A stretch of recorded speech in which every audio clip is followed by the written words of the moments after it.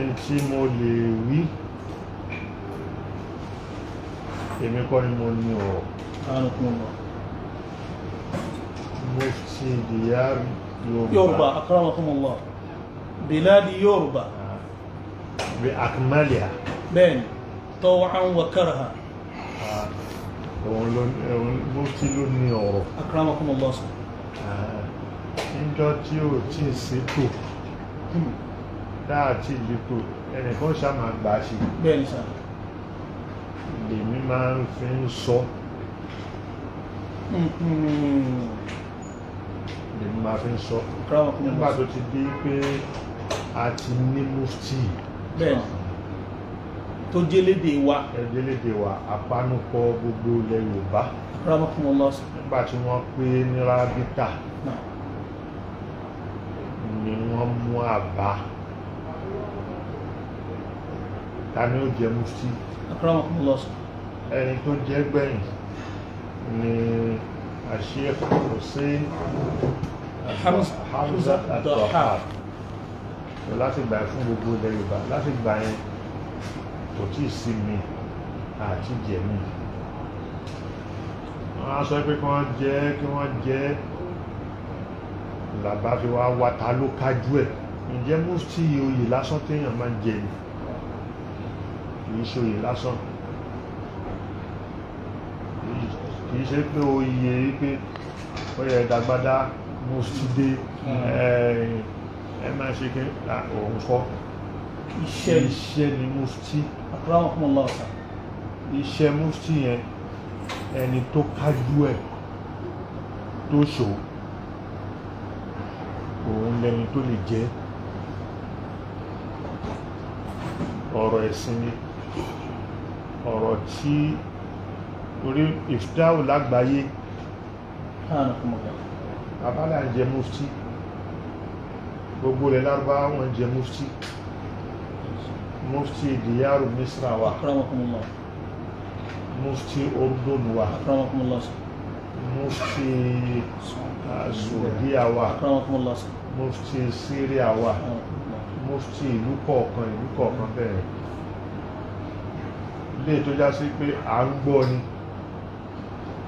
a fẹ́ràn oyè púpọ̀ níbi àwa Yorùbá sì fẹ́ràn oyè gbogbo nǹkan tí ó kàdínì lá máa ń lẹ̀ mọ́ so ẹni tó fẹ́ jẹ oyè àdínì oyè mufti níbi ọ̀rọ̀ ẹ̀sìn a ní wò ó ǹjẹ́ ó kà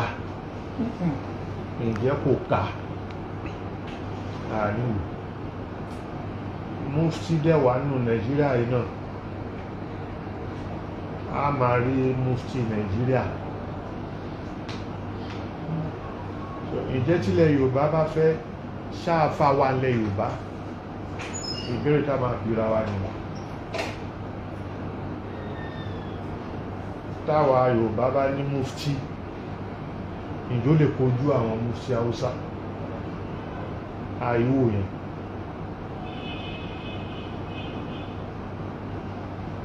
but lélẹ̀ yìí kìí ṣe pé mo fẹ́ jẹ mufti lásán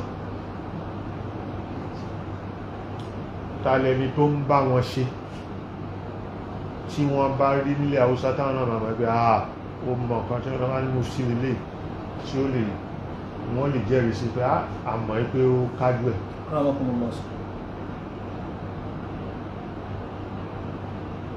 látara ìftáwò mufti yẹn iṣẹ́ tí máa ṣe táwẹ̀ bá ń bọ̀ báyìí ní gbogbo ilẹ̀ Lárúbáwá pàápàá jùlọ nọ́sàrì òun ni ó lè bọ́ta tó sọ pé ìjọ báyìí oṣù máa lé ìjọ báyìí àkàṣàmù ìjọ báyìí àgbàwẹ̀ tí wọ́n máa ń lo falak ní nọ́sàrì láti fi wá oṣù tààlà mọ́ nínú Nàìjíríà wa ń bí pàápàá jùlọ láfẹ́ múlẹ̀ Yorùbá ó gbọ́dọ̀ jẹ́ tó mọ̀ falak wọ́n gbọ́dọ̀ jẹni tó lè sọ wípé fákédì rúlàwú kálẹ̀ mọ́ oṣù tó bá ń bọ̀, oṣù fákédì rúlàwú ká mọ́ ṣòǹkà fúnlẹ̀ mọ́ ẹni tó lágbára àti ṣe nílẹ̀ Yorùbá iṣẹ́ tó já sí pé ìfìdáwù tó fẹ́ máa dá ẹnìkan ti dá níbì kan òun náà wá ní lórí nǹkan tẹ́ni yẹn dá o èmi náà dá tán bá ní kí ní ìdí tí wọ́n ní ṣé ò ní lè mú ìdí náà ìmọ̀ wọ́n láti tẹ́kùn ní ìmọ̀ in ahsana an-nasu ahsantum àdísì ànẹ́bì máa jẹ́ ipé lágbájá ń wí kí ni tiẹ̀ náà òun nìkan tó ń pè PhD Doctor of Philosophy ẹni tó gba PhD kìí ṣe pé lágbájá wí kó máa repeat nǹkan tó ń wí yẹn eléyìí kí ni wọ́n rí kí ni làákàyè tiẹ̀ náà so mufti gbọ́dọ̀ jẹ́rú bẹ́ẹ̀ so tó bá bí pé kí ni ìdí yóò lè sọ̀dí ìyẹn la fi panu pọ̀ la fi mú Sheikh Abdulrazak Abdulaziz Ìṣọ̀lá ó jẹ́ mufti wa mufti Diyar Yorùbá so ìdí nìyẹn àwa fẹ́ bẹ̀rẹ̀ àwẹ̀ mufti ni ó sọ ok ẹ bẹ̀rẹ̀ àwẹ̀ ń jọ báyìí o rárá ìdíwò òun ni kìí ṣe pé sultan wí àbá sultan jà àìṣọ̀tà sultan but likulli baladin ru'yatu ìṣẹ̀rẹ́ àsọ fún wa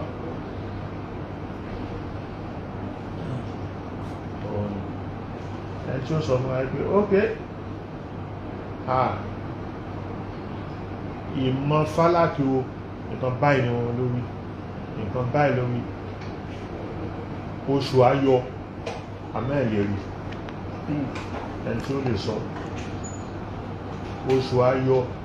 ẹ̀ẹ́rí nígbà báyìí ẹni tí ó lè sọ ìtìránù tó bá ṣẹlẹ̀ òun ni ó lè sọ conjunction bẹ́ẹ̀ ni ẹni tó ní mímọ̀ pẹ̀ òun ni ó lè sọ so lára eléyìí lẹ́nu fi papọ̀ pé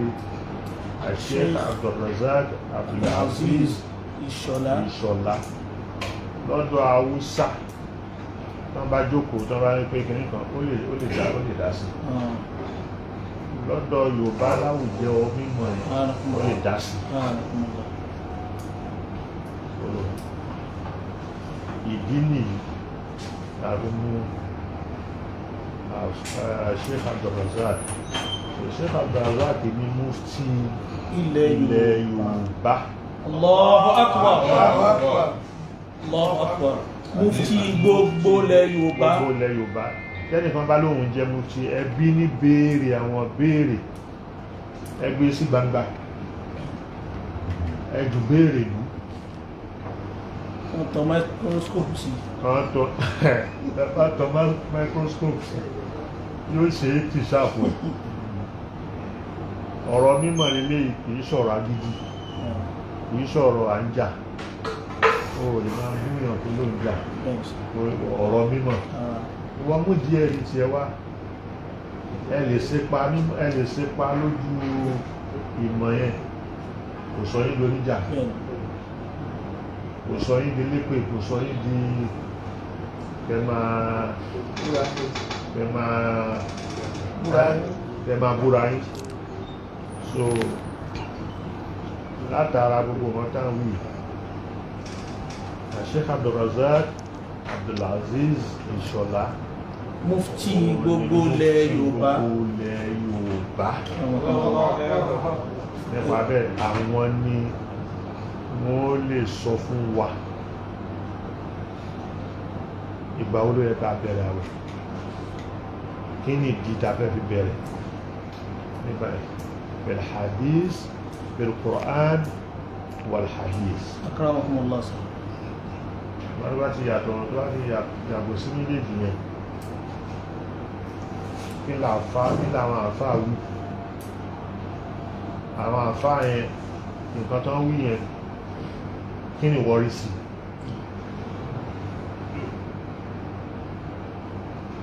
bismillah. kọ́nà díárí bàbá mufti pẹ́.